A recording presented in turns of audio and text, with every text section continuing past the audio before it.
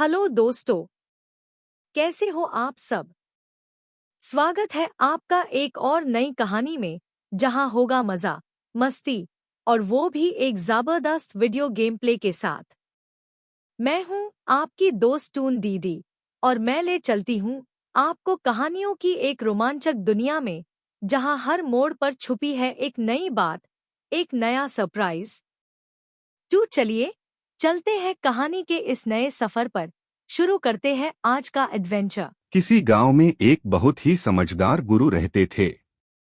वे साधारण वस्त्र पहनते, सादा भोजन करते और गांव वालों को धर्म, नीति और जीवन के छोटे बड़े रहस्य सिखाते थे।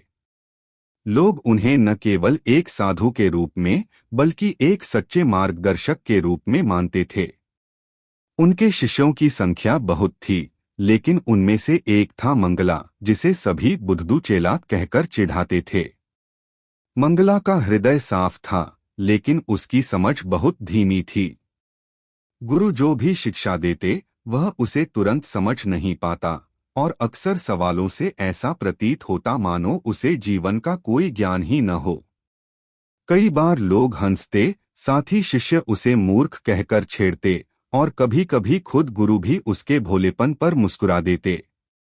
लेकिन मंगला का एक गुण था, वह ईमानदार और निष्ठावान था। चाहे उसे समझ आए या ना आए, वह गुरु की हर बात मानता और उनका विश्वास कभी नहीं तोड़ता। गांव में संकट।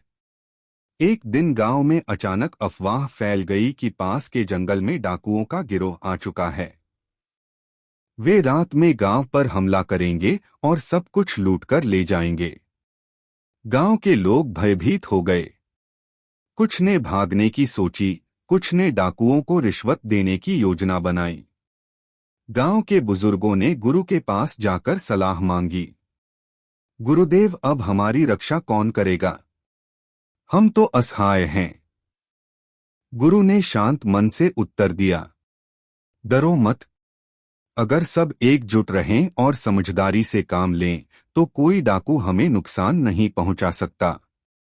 लेकिन इसके लिए हमें योजना बनानी होगी। गुरु ने अपने शिष्यों को बुलाया और उन्हें कार्य बांट दिए। जो ताकतवर थे, उन्हें गांव की चौकीदारी दी गई। जो चतुर थे, उन्हें संदेश पहुंचाने और गुप्त रास्ते देखने का काम मिला। और जब बारी मंगला की आई तो सब हंस पड़े। गुरुजी, यह बुद्धू चेला क्या करेगा? इससे तो काम बिगड़ जाएगा। लेकिन गुरु ने मुस्कुराकर कहा, कभी कभी सबसे बड़ा काम वही करता है, जिसे दुनिया सबसे छोटा समझती है। गुरु ने मंगला को आदेश दिया कि वह गांव के बाहर पुराने बरगद के पेड़ के पास बैठा रहे और आने जाने वालों पर नजर रखे। मूर्ख या समझदार? रात का समय आया। गांव वाले सतर्क हो गए। हर ओर खामोशी छा गई। डाकुओं का गिरोह सचमुच जंगल से निकला और धीरे धीरे गांव की ओर बढ़ने लगा। जैसे ही वे बरगद के पेड़ के पास पहुंचे, वहां बैठा मंगला उन्हें देख लेता है। उसके मन में डर तो बहुत था, लेकिन उसने सोचा, गुरुजी ने मुझे यहीं बैठने को कहा है, तो मुझे डटे रहना होगा। डाकुओं ने उसे देखा और हंस पड़े। अरे, यह कौन सा पागल यहां बैठा है? हट जा हमारे रास्ते से, वरना तेरी खैर नहीं। मंगला ने भोलेपन से जवाब दिया, मैं तो अपने गुरु का आदेश मान रहा हूं। अगर आप गांव जाना चाहते हैं, तो पहले मेरे गुरु से अनुमति लेनी होगी। डाकू उसकी बात सुनकर खिलखिलाकर हंस पड़े। उन्होंने सोचा, यह तो सच में कोई मूर्ख है। चलो पहले इसके गुरु से मिलते हैं, मजा आएगा। गुरु की चतुराई। डाकुओं को मंगला गुरु के पास ले आया। गुरु ने शांत स्वर में उनका स्वागत किया, मानो वे कोई सम्मानित अतिथि हों। उन्होंने डाकुओं से कहा, तुम हमारे गांव आए हो, इसका अर्थ है कि भगवान ने तुम्हें हमारी परीक्षा लेने भेजा है। लेकिन हम लड़ाई नहीं करेंगे। तुम चाहो तो यहाँ भोजन और आश्रय पा सकते हो, पर अगर लूटपाट करोगे तो तुम्हें केवल खाली हाथ ही नहीं बल्कि अभिशाप लेकर जाना होगा। गुरु की वाणी में ऐसी दृढ़ता और शांति थी कि डाकुओं का मन विचलित हो गया। वे एक दूसरे का मुंह देखने लगे। तभी गुरु ने इशारा किया और गांव के लोग, जो पहले से छिपकर तैयार थे, चारों ओर से मशालें और डंडे लेकर निकल आए। अचानक अंधेरे गांव में उजाला हो गया और डाकुओं को लगा मानो पूरा गांव उनका घेराव कर चुका है। गुरु ने कहा, तुम्हारे पास दो रास्ते हैं, या तो गांव छोड़कर शांति से लौट जाओ या फिर सबके क्रोध का सामना करो। डाकू डर गए।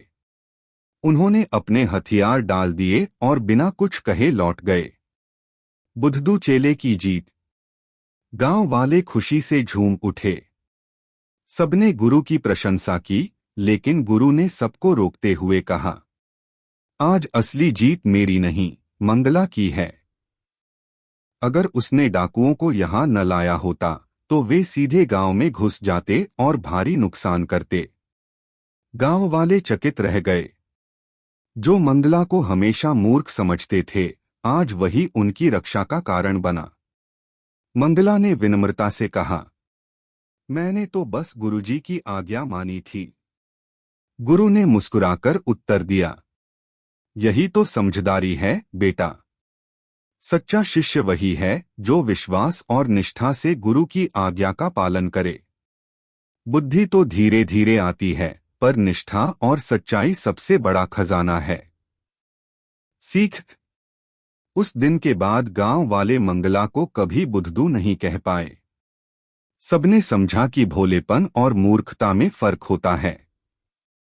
जो व्यक्ति ईमानदारी से अपने कर्तव्य पर अडिग रहता है, वही सच्चे अर्थों में समझदार कहलाता है। गुरु और मंगला की यह कहानी गांव में पीढ़ियों तक सुनाई जाती रही। लोग बच्चों को सिखाते, गुरु की आज्ञा का पालन करना ही सबसे बड़ा ज्ञान है। कभी भी किसी को छोटा या मूर्ख मत समझो, क्योंकि परिस्थितियां बदलते देर नहीं लगती। तो बच्चों, कैसी लगी आपको ये कहानी? मजा आया ना? अगर आपको कहानी पसंद आई हो तो वीडियो को लाइक जरूर करना और कमेंट में लिखना कि आपको सबसे ज्यादा क्या अच्छा लगा। ऐसे ही और कहानियों के लिए चैनल को सब्सक्राइब करना मत भूलना। मैं मिलूंगी आपको एक और नए गेम प्ले और एक नए एडवेंचर के साथ। तब तक के लिए अलविदा बच्चों। खुश रहो, मुस्कुराते रहो और सपने देखते रहो।